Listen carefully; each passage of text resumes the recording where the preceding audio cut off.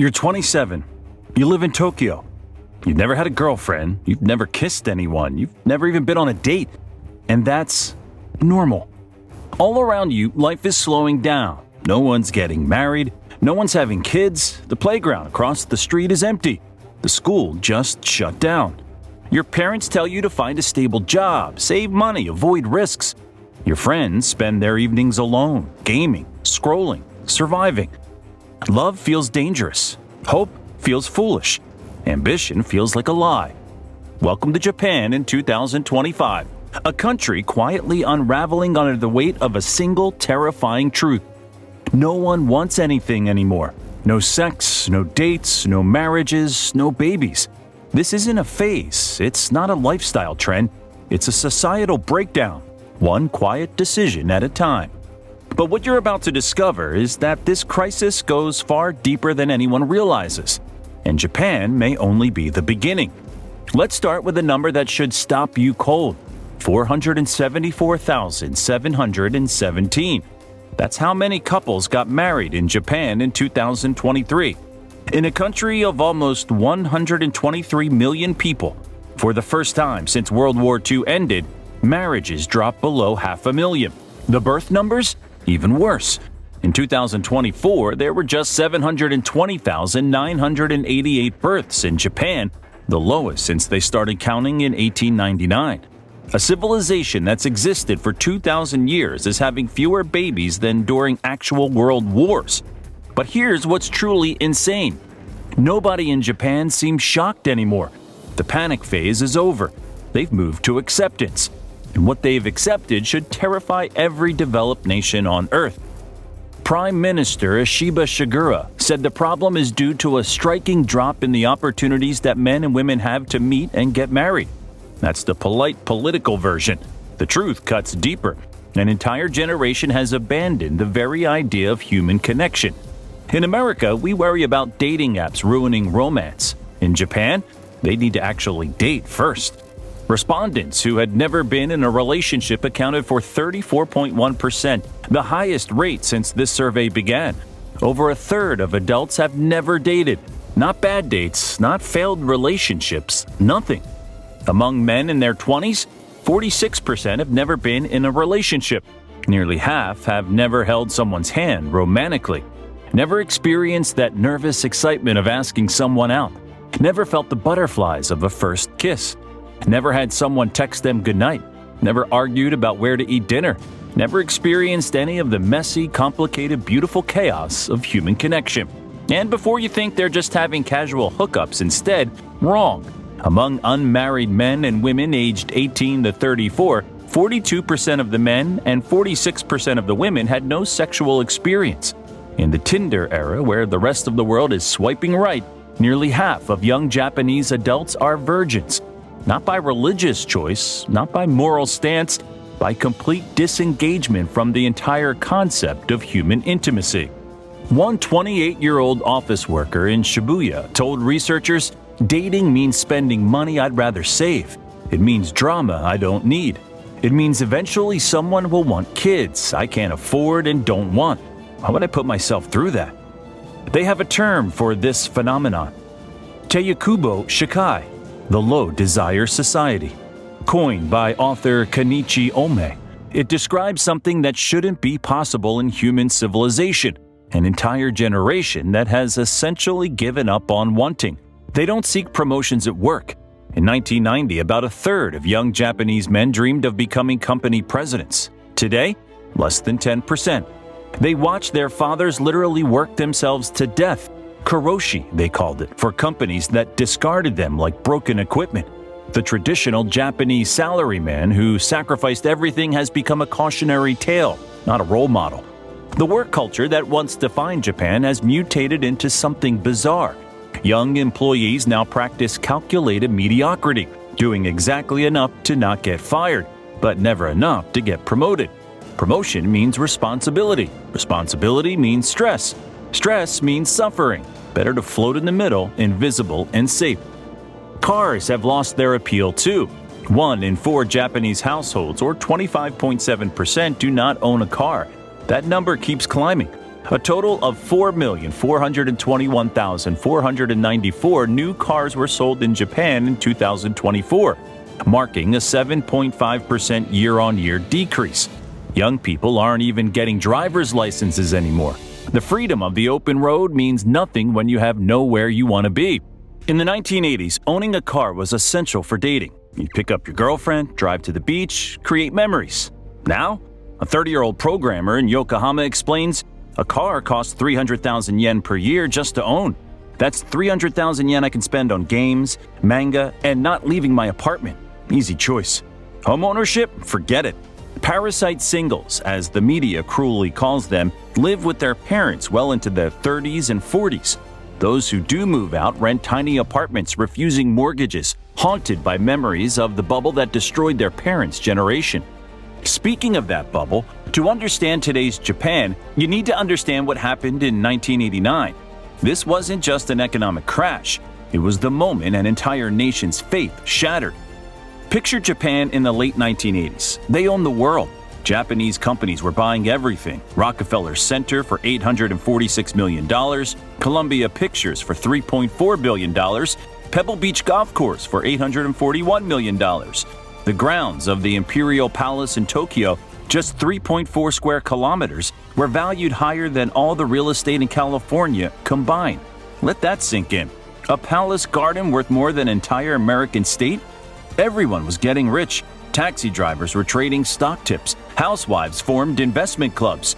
Golf club memberships were selling for $3 million.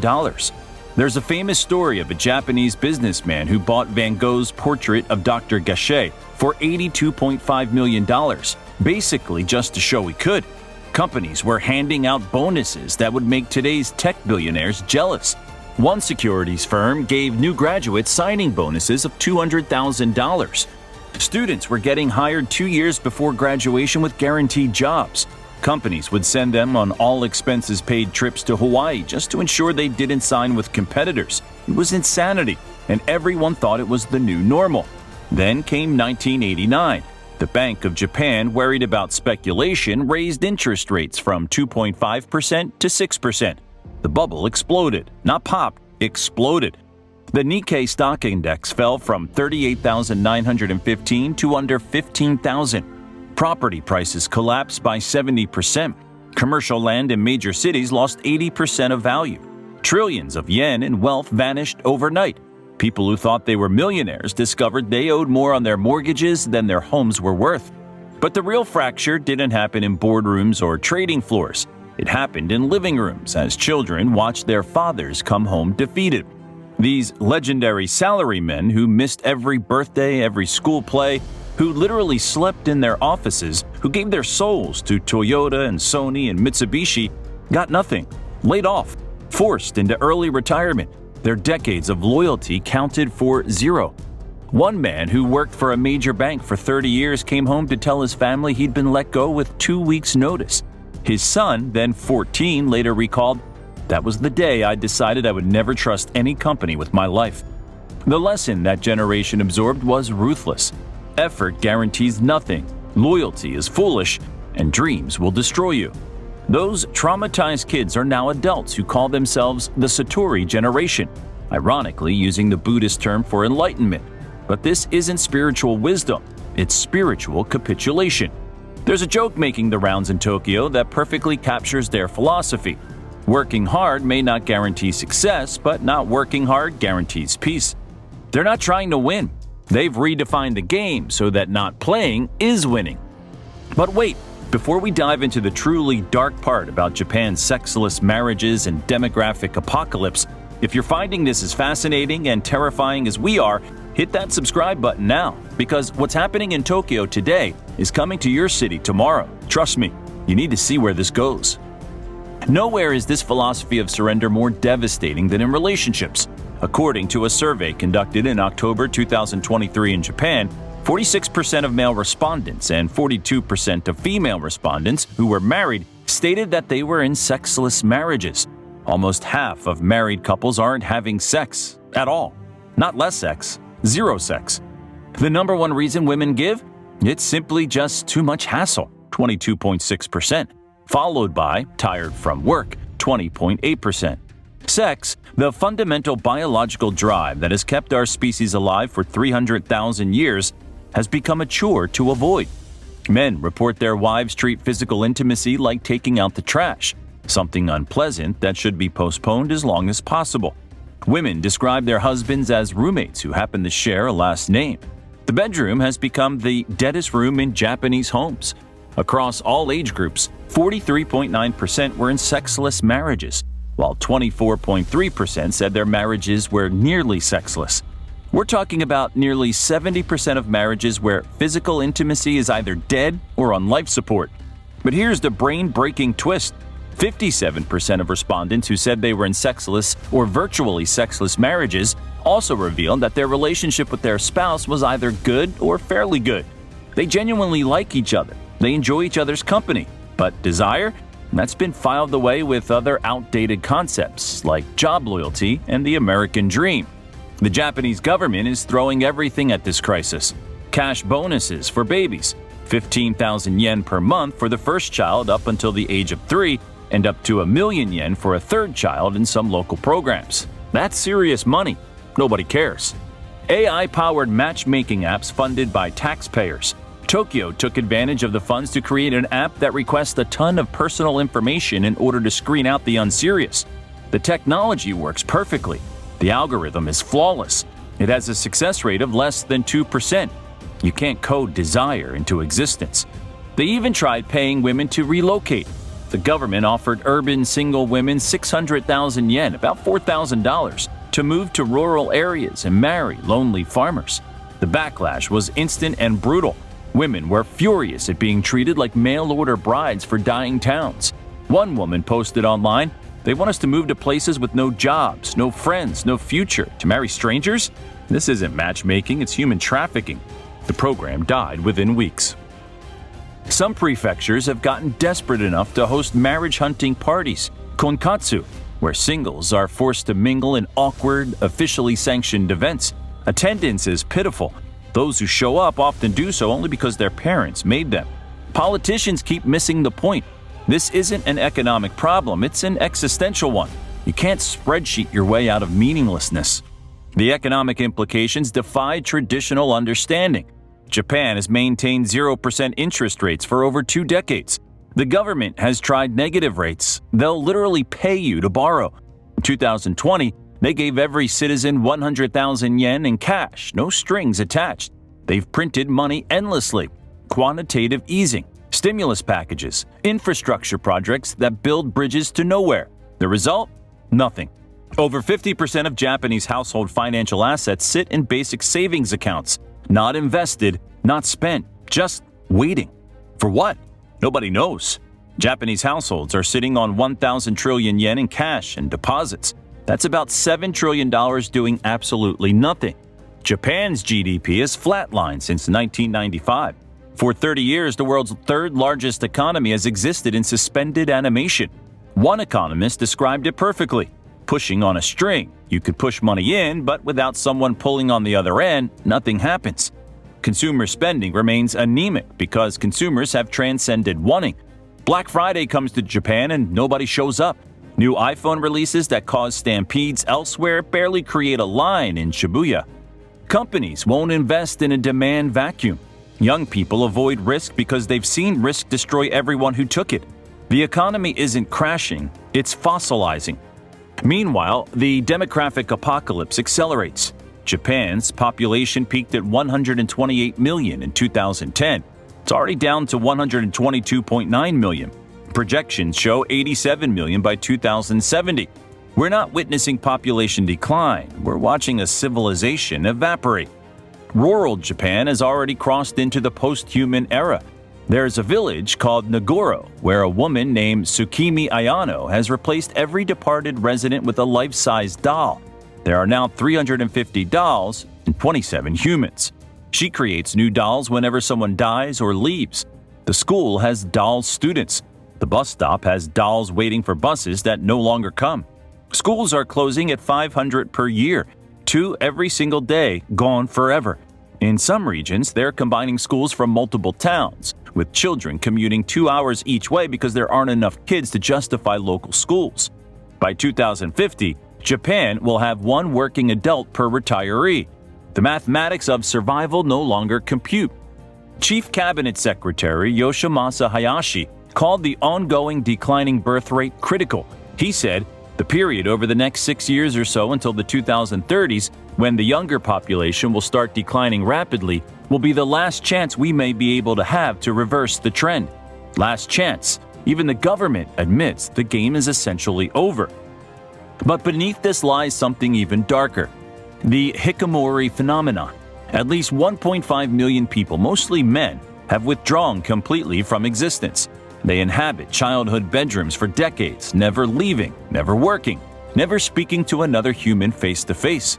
Their families leave food outside their doors, maintaining a fiction of normalcy around a living ghost. One mother in Chiba Prefecture hasn't seen her 38-year-old son's face in 5 years. He lives in his room, emerging only at 3 a.m. to use the bathroom and grab the food she leaves. She doesn't know if he's okay. She doesn't know what he does all day. She just knows he's alive because the food disappears. Even those not fully withdrawn are in retreat. Work, home, door locked. No friends, no relationships, no hobbies requiring human contact. They exist in digital spaces where failure is deletable and rejection can be blocked. Japan now has a thriving industry for rental family members, actors playing your girlfriend at company events or your son at reunions. Prices range from $200 for a 2-hour rental girlfriend to $1,000 for a full family at a wedding. One company, Family Romance, has 2,000 actors on call. The founder says business is booming. People want the appearance of connection without the reality of it. Men marry anime characters in legitimate ceremonies. Akihiko Kondo spent $18,000 on a wedding with Hatsune Miku, a holographic pop star. 39 actual humans attended, celebrating a union between flesh and pixels. When asked why, he said, "Miku-san never betrays me. She never ages. She never argues. She's perfect." They call this 2.5-dimensional love between fiction and reality. Perfect love without risk, disappointment, or negotiating dinner choices. In Japan, a friendship marriage refers to a marital relationship where two individuals come together primarily for companionship and mutual support, rather than romantic love or sexual attraction. These arrangements are now officially recognized. Marriage without romance or sex, purely for practical benefits. One couple explained their arrangement. "We're best friends who share rent and health insurance. Why complicate it with feelings?" The government keeps treating symptoms while the disease spreads. Ashiba didn't offer a lot of solutions at the meeting. However, he did allude to addressing the issue of temporary workers. More stability, more money, more programs. They're rearranging furniture in a burning building. This isn't about economics. It's about a society that's lost its reason to exist. The contagion spreads globally. In 2023, South Korea's birth rate was 0.72 children per woman, even lower than Japan's. They called it the ENPO generation, giving up on N number of things. Dating, marriage, children, home ownership, career ambitions, the N keeps growing.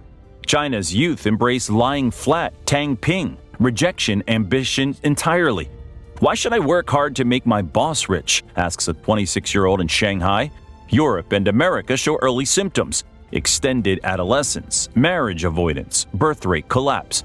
Japan isn't behind. They're the vanguard, demonstrating what happens when prosperity fails to deliver happiness, when traditional motivations become meaningless, when a society solves all its old problems only to discover it has no idea what to do next. They had everything society supposedly need: safety, healthcare, education, functional infrastructure, low crime, rich culture. Their verdict? Pass. No revolution, no riots, just a collective quiet withdrawal from the entire human project. The physical manifestation of this surrender is visible from space. According to figures compiled by the Ministry of Internal Affairs and Communications, 14% of all residential properties in Japan are vacant. 9 million empty houses, more than the entire population of New York City. This akiya have doubled since 1993. Entire neighborhoods stand empty while occupied houses remain next door. Some villages have placed mannequins and dolls throughout town, creating theatrical presentations of life where none exist. In one heartbreaking case, they dressed mannequins in school uniforms, seated them at desks in an empty school because real children will never come. When elderly owners die, families can't afford demolition. Tax policies perversely incentivize decay. Vacant land is taxed 6 times more heavily than land with buildings, so houses rot in place, monuments to policy failure. Desperate towns offer houses for $500. Not a bargain, a scream for help that nobody hears. Some villages have tried giving houses away for free, still no takers. Who wants a free house in a dead town? When an earthquake or tsunami occurs, there's a possibility that vacant houses will block evacuation routes as they break down and get destroyed. The dead houses threaten the living during disasters. After the 2024 Noto Peninsula earthquake, rescue teams couldn't reach survivors because collapsed IKEA blocked the roads. Even Tokyo, mighty Tokyo, harbors hundreds of thousands of empty homes. Million-dollar properties sit abandoned, ownership unknown or disputed, decay advancing while the city pretends not to notice. The Nomura Research Institute projects 30% vacancy rates within a decade. 1 in 3 homes are empty. That transcends crisis. It's civilizational abandonment. This is how worlds end, not with explosions, but with empty rooms multiplying, gardens returning to wilderness, roofs surrendering to gravity while mannequins stare from windows at streets where nobody walks. The IKEA perfectly symbolized the low-desire society. Empty houses for people who've emptied themselves of want, infrastructure for happiness, homes, schools, parks, waiting for humans who've forgotten how to hope. Next time you rage about American housing costs, remember Japan, where houses cost less than gaming consoles and nobody cares, where the government pays you to marry, to reproduce, to want anything, yet nothing changes. Kenichi Omei's insight remains striking. The Japanese have become afraid of hope itself, because hope requires vulnerability. Hope acknowledges imperfection. Hope admits tomorrow could differ from today, a thought too dangerous to entertain. They've chosen numbness over feeling, safety over experience, existence over life. The most terrifying aspect isn't their slow extinction, it's their apparent peace with it. The world watches mesmerized and horrified. Economists study it. Sociologists document it. Delegations arrive to learn what to avoid, but nobody has answers because the question itself is wrong. How do you cure people who don't want to be cured? Japan mirrors the developed world's future, and we recognize our reflection. Young people choosing screens over reality. Couples becoming cohabitants with shared bills. Workers who have internalized that advancement is an illusion. Parents questioning why they brought children into this. The symptoms manifest globally, just at different speeds. Japan simply reached the destination first, finish line in a race toward nowhere. The lesson might be that prosperity without purpose is toxic. That comfort without challenge equals death. That humans require something worth fighting for, or fighting itself becomes pointless.